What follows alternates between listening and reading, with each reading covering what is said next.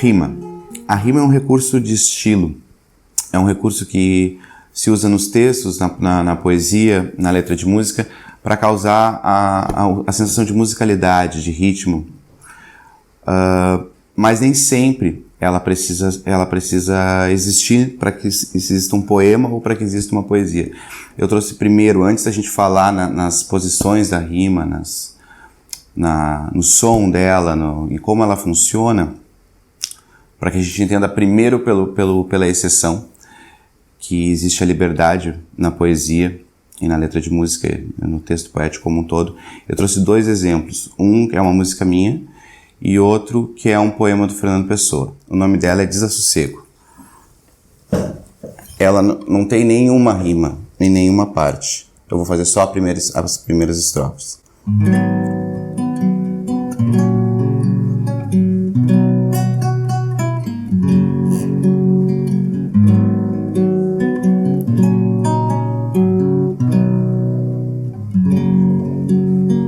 Procurar respostas e disfarces entre as feras, com cuidado e abrigo, para não ser fera também. Percebe que ela não tem a rima, mas ela tem uma sonoridade que desenha, né? Um outro exemplo o Fernando Pessoa tem muita poesia assim. Eu escolhi A Velha Angústia e diz assim: essa velha angústia, essa angústia que trago há séculos em mim, transbordou da vasilha em lágrimas, em grandes imaginações, em sonhos de estilo de pesadelo, sem terror, em grandes emoções súbitas, sem sentido nenhum. E assim ela segue por mais 4 ou 5 estrofes. O que eu quero dizer? Que a gente está sempre livre, existe uma liberdade que ela faz parte do fazer artístico, do imaginário criativo, né? Porque antes da gente começar a entrar em regras, antes da gente começar a entrar em classificações, é importante que, se a gente vai se dedicar a fazer uma obra de arte, que a gente conheça a técnica, mas que a gente também consiga se sentir livre. Então, por isso que eu decidi começar por essa parte. Continuando por esse caminho de exceção ou semi-exceção, existe as posições da rima. A rima pode ser interna, ela pode ser externa. A rima interna é a rima que existe dentro do verso, antes do fim de cada verso.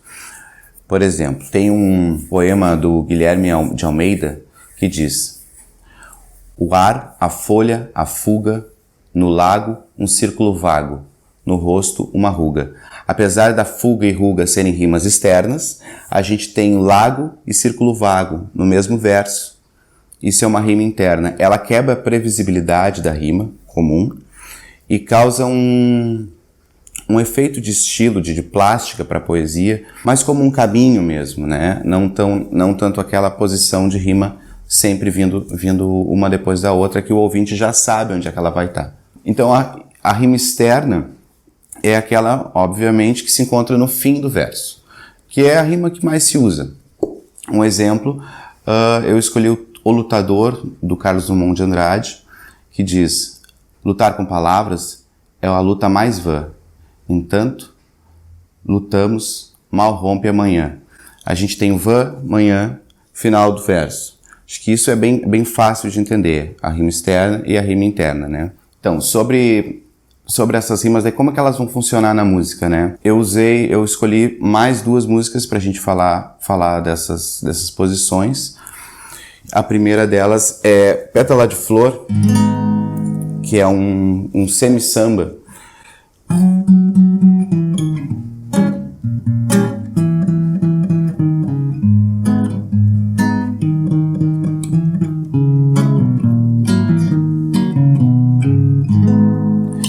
Deixa esse canto partir, em outros cantos morar, com tanto luar teima essa dor em acampar por aqui. Amaziada meio sem jeito, no peito pedindo favor. De bem me quer, em mal me quer, é pétala de flor. Percebe que quando fala amaziada meio sem jeito, no peito pedindo favor. Esse peito e o jeito, eles criam um elo, até porque essa é um tipo de poesia, um tipo de letra difícil de fazer, porque ela é toda matemática, ela tem uma regra rítmica para se seguir. Então, quando a gente costura a letra, ela fica mais macia, ela vem de uma forma mais sutil para o ouvinte. Então, a rima externa, que é uma rima mais comum, mas também a gente tem que tomar bastante cuidado com ela, exatamente por ela ser uma rima mais comum. Eu escolhi uma música que chama Espelho de Bicho, que concorreu há pouco tempo atrás num festival, que era uma música temática que deveria ser feita para o Rio dos Sinos. Então eu construí uma letra em que ela levava o ouvinte da nascente até os braços, né, do rio. Lá de cima do morro, berço clara nascente, broto fino de vida segue tua corrente. Do engazeiro na margem, salgueiro sarandi, tem cascudo e pintado, jundia lambari, coleirinho socó, carcaraço iriri, bugio e cobra cipó, cururu graxaim. Percebe que as rimas foram todas feitas com nomes de bicho. Eu coloquei o O ali para fazer a quebra, para ela não ficar tão enjoativa. Mas o que fica no ouvido são as rimas terminadas em E, que é o que eu uso nas outras estrofes depois e rimo a estrofe com o refrão, né? Que também é uma técnica que a gente pode usar para que a gente não rime tanto. A gente pega a segunda estrofe, ou a terceira ou quarta estrofe, e não cria tantas rimas dentro dela. Rima ela com o refrão, porque o refrão vai estar sempre andando ali, né? No ouvido de quem tá escutando a música. Outro critério da rima é a fonética, o som. Ela pode ser sonante ou tonante. A rima soante é quando existe uma combinação total, como a gente viu agora, esse fechamento de som que tem. Por exemplo, eu escolhi para exemplificar bem isso um trecho do Milor Fernandes do poemeu A Superstição é Imortal, que diz: quando eu era menino, tinham fadas no jardim, no portão um monstro albino e uma bruxa bem ruim. Percebe que o som, ele fecha perfeito. Se esse poema continuar por muito tempo, ele talvez se torne um pouco enjoativo. Então é preciso que a gente quebre um pouco essa rima, às vezes, como eu falei antes. Então tem essa questão. Mas a rima soante é a rima que, como o próprio nome diz, ela soa, ela encaixa. A rima tonante é, na minha opinião, uma das rimas mais bonitas, porque ela rima quase como a identidade da palavra, não tanto aquele fechamento de som que geralmente a gente escuta. Um exemplo é trecho do poema Da Lagoas da Estaca de Apolinário, de João Cabral de Melo Neto, que diz: leito pedra abaixo, rio menino eu salvava, saltei até encontrar as terras fêmeas da mata. Entende? Quando a gente escuta o salvava e a mata, apesar de não serem palavras que rimam completamente, elas encaixam a sonoridade das vogais. Então, para exemplificar a rima tonante e a rima soante, eu usei a mesma música em partes diferentes. Eu vou tocar ela e a gente vai perceber. Eu vou tocar ela quase toda para a gente conseguir entender melhor.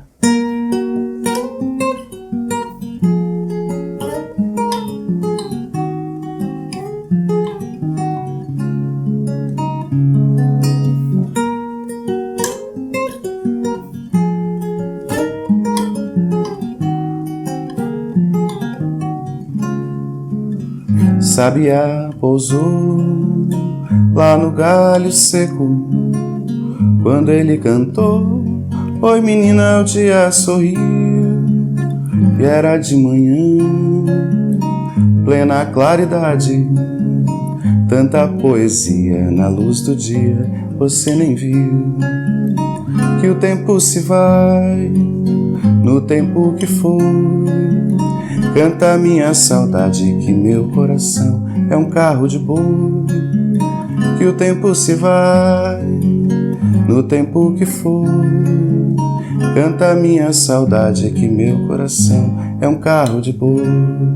Na primeira parte fala: Sabiá pousou lá no galho seco. Percebe que o pousou e o seco, apesar de não serem palavras que rimam, se a gente ouvir elas isoladamente, quando a gente fala elas sonoramente, ela rima, ela é uma rima indireta, vamos chamar assim. Sabiá pousou lá no galho seco. Aí a próxima, que é a rima soante: quando ele cantou, oi menina, o dia sorriu. Era de manhã, plena claridade, tanta poesia na luz do dia você nem viu. Então, e para a rima óbvia, que é a rima mais que soa mais, a gente dá um espaço maior para ela. Isso cria na música uma certa elegância na letra e a possibilidade do ouvinte de ouvir mais de uma vez, né? Porque a gente ouve geralmente as músicas como os textos que a gente lê e relê, é porque alguma coisa ali não estava tão dada, não estava tão óbvia. Sonoramente é a mesma coisa.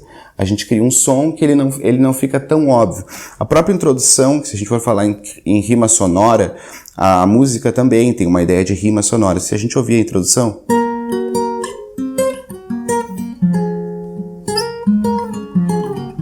Quando eu fizer, o ouvinte já está esperando.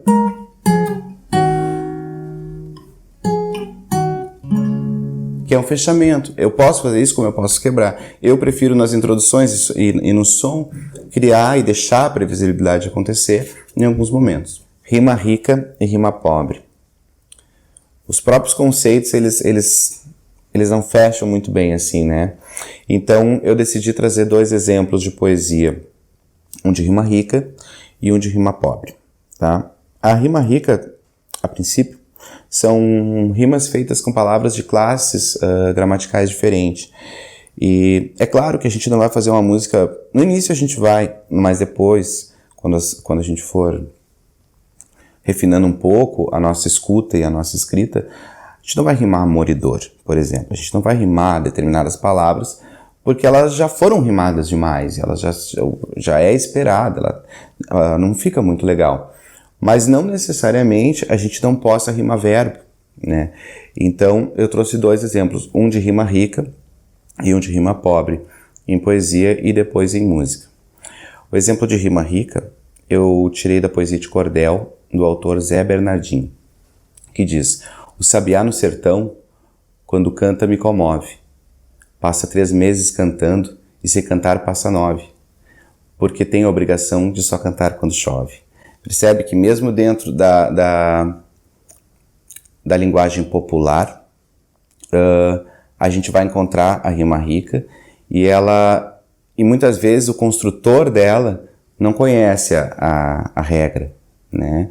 Então, a gente conhece as regras agora, mas vamos nos manter em liberdade. Eu escolhi um exemplo de rima pobre, o Vinícius de Moraes, que já é um poeta mais nobre, vamos dizer assim, pelas questões dos sonetos e tudo mais, e ele diz o seguinte: de repente, do riso fez-se o pranto, silencioso e branco como a bruma, e das bocas úmidas fez-se a espuma, e das mãos espalmadas fez-se o espanto.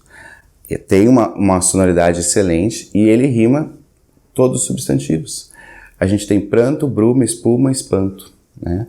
Então, eu já escolhi esses autores antagônicos ao próprio critério para que a gente consiga se sentir desprendido dessa preocupação, né?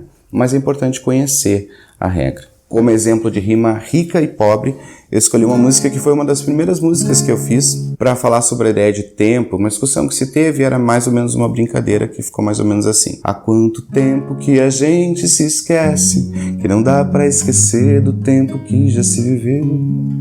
Pois quem não lembra tem o destino marcado, vai fazer tudo de novo e a história vira abreu. Vem entrar nessa ciranda como da primeira vez, gira, volta, volta e meia, volta tudo tudo pro lugar. Mas quem só lembra fica preso na memória e não viveu agora, preocupado se viveu. E tudo gira, tudo fica bem marcado, é razão aquilo tudo que um dia sucedeu. A primeira rima é viveu com breu e a segunda é a sucedeu com viveu. Então eu repeti a palavra e é proposital, toda ela é circular, é uma ciranda circular. Não necessariamente a gente vai perder qualidade artística no momento que a gente usa uma coisa chamada de rima pobre, né? E não que a gente use uma coisa chamada de rima rica, que a gente vai ter mais qualidade ou menos qualidade no trabalho. Então tudo está a serviço da obra. Indiferente do critério que se tenha, ela está a serviço da obra, a serviço da ideia, né? Eu quero fazer uma música para falar sobre a janela. Daí eu vou pegar, vou escrever todas as ideias que eu tenho a respeito disso, e eu não posso simplesmente modificar o meu conteúdo, a minha ideia, por conta de uma regra rítmica, uma regra de rima, certo? Ao mesmo tempo que para a estética do trabalho eu preciso conhecer as regras da rima. Então a última coisa que a gente vai falar sobre rima, então, é sobre a posição dela. Ela pode ser, a gente chama de A, B, A, né? Primeiro verso com terceiro verso, segundo verso com quarto verso. O primeiro com o último rimando os dois no meio. A gente pode ter os dois de cima rimando com os dois de baixo. Enfim, podem ter várias formas. Mas a posição, né, no caso, é onde a rima está. Uma música que eu escolhi para exemplificar a posição foi uma música chamada Café em Itararé, que foi uma ideia que eu tive sobre o Barão de Itararé, que é aquela ideia que ele tem de fazer ditos que desdizem os ditos, como o mais comum que as pessoas geralmente falam, que é de onde menos se espera, até mesmo que não vem coisa nenhuma. Se ferradura desse sorte, cavalo não puxava carroça, né? Então eu tive uma ideia um dia eu quero fazer uma música sobre isso. Foi uma música que brotou e saiu assim, em 10 minutos ela estava pronta e eu mantive ela pronta. Então eu peguei algumas coisas que a gente escuta quando é criança e tal, e fiz. O sistema de posição dela é 4 versos sem rima, rimando o último verso de cada estrofe. E daí na última estrofe, antes de entrar pro refrão, eu criei uma quebra de rima para duplicar o verso. Vai ficar assim.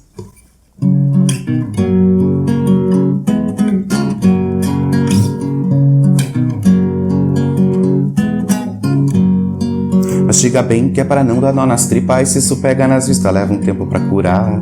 Já me disseram seguro morrer de velho, e eu falei de guarda-chuva, tanto chato a segurar. Que tem um Deus que ajuda quem madruga, mas eu creio em outro Deus que demora pra acordar.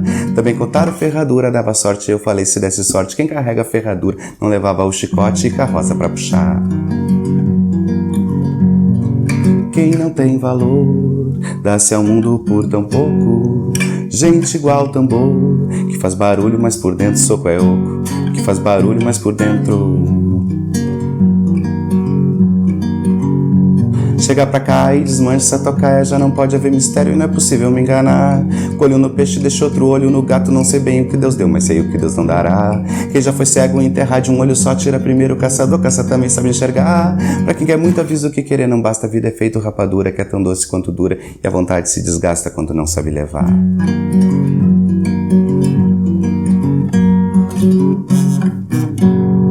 Então é isso. Até a próxima aula.